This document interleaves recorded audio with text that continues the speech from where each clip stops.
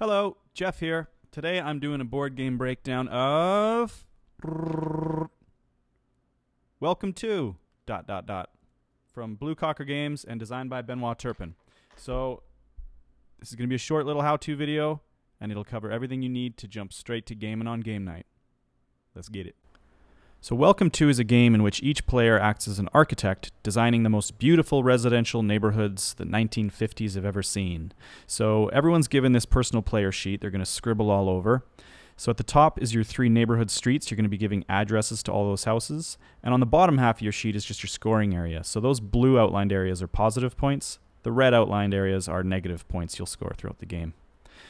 So on each turn, you're going to be giving a number to a house, and then taking an action, such as building a fence shown here, if you wish. So the number is mandatory and the action is optional.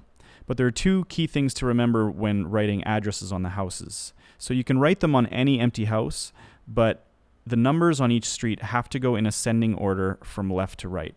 You also can't have the same number twice on any street. I'll come back to that later. But it's going to be important to build fences because that's going to create what are called estates, and that'll score you points at the end of the game. So there are other ways to score points throughout the game by taking actions and increasing the fanciness of your neighborhood, and I'll go over that later. But this is how a game would look at setup. So everyone's got their personal sheet and a reference sheet if they need it. In the middle of the table are going to be communal cards. So these communal cards are shared by all players. The 3 in the middle are called city plan cards, and these are randomized objectives that'll be different every time you play, and they're group objectives that all players are trying to race to achieve to earn points. These 3 decks of cards are what are called construction cards, and they're the real core of the game. There's 81 construction cards total, and they number 1 through 15, and these are the addresses you'll be giving to your houses. On the back of each of those cards is going to be one of these 6 action icons. So at the start of the game, players are going to flip the top card in each of the construction decks and reveal 3 number and action combinations. Each player will now simultaneously choose which combo they want. They can write the 8 and take the Biss action, they can write the 2 and take the Surveyor action, or they can write the 9 and take the Park action. It's important to note here that while the action is always optional to the player, writing the number according to the placement rules is mandatory. It's important because if you're not able to write the number according to the placement rules, you'll get what's called a building permit refusal, which is going to be negative points for you at the end of the game the more you get. So let's say our player decides to do the 9 and the Park action. He would just pick a street, write the 9 on an empty house, and then take the Park action. Once each player has written an address on their sheet and taken an action if they wish, the top 3 cards on the construction decks are flipped again, revealing 3 new address and action combinations for players to choose from.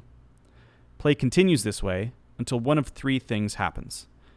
A player scores points for all 3 city plan objective cards, which they would score in the bottom left of their scoring pad area. A player gives an address to every house on their sheet, or a player gets their 3rd building permit refusal. If one of those happens, players tally up all their positive and negative points at the bottom of their scoring pad, and the player with the most points wins.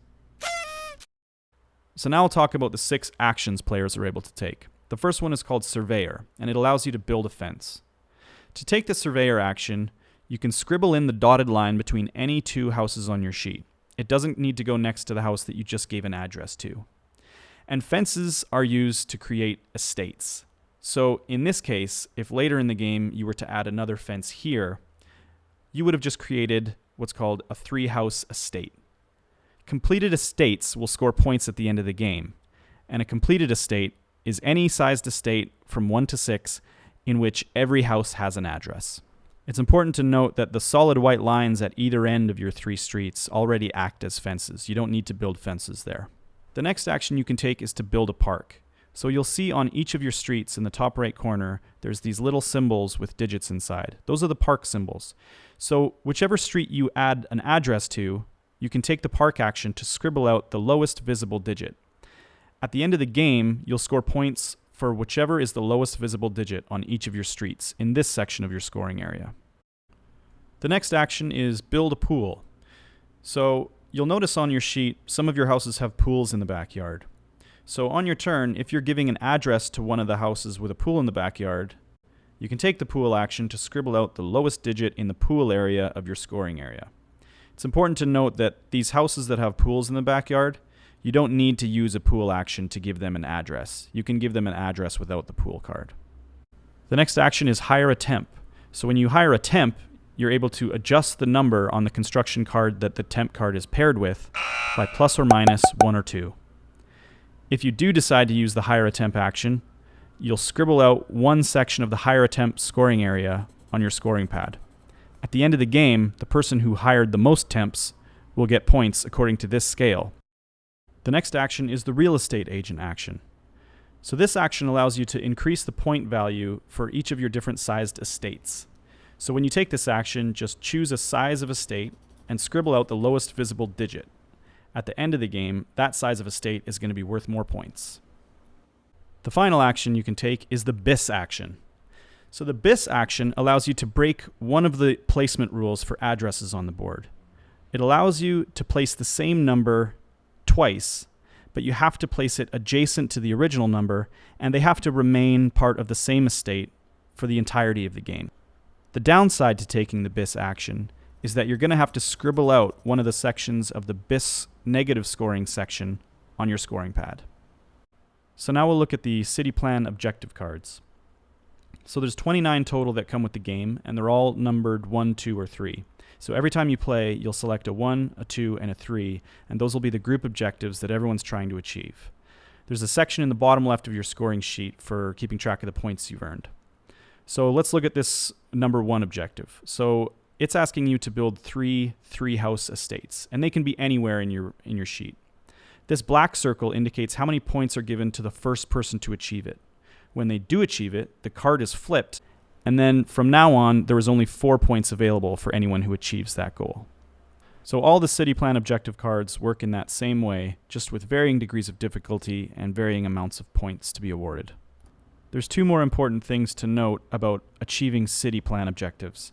So the first thing is, if you're using estates to achieve an objective, you need to then scribble a line across the top of those estates to indicate that those are being used to score a city plan objective. Those estates can no longer be used to score for anything else, and they also cannot be divided up with a fence.